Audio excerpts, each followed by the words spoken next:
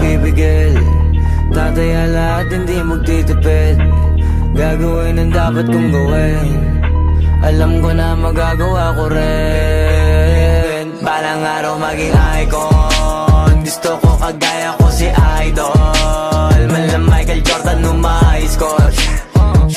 Kilalang magaling pagdating sa ring. Balang araw maging icon. Gusto ko kagaya ko si Idol. Kaya yung tiyaga ko tina times 4.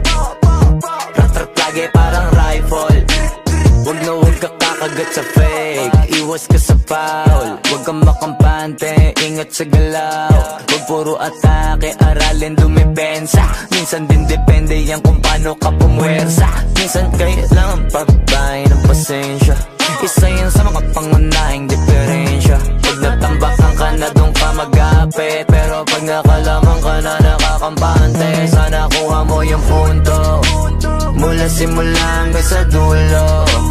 Dapat isagad mo yung laro mo.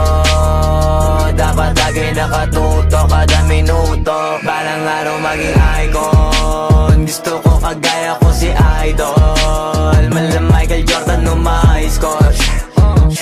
Kilalang magaling pagdating sa ring. Balang araw maging icon. Gusto ko kagaya ko si Idol. Kaya yung tiyaga ko tina times 4.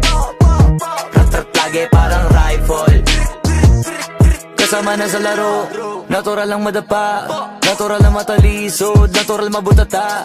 Di ka dapat atitina, di ka dapat mauga, di ka dapat ang ihina, di nila pwede makita. Kung matalo manalo, hanapin kung saan ka mali, para malaman mo rin kung saan mo kailangan magbawi. Yung pinakamagaling na ikaw, paano palabasin?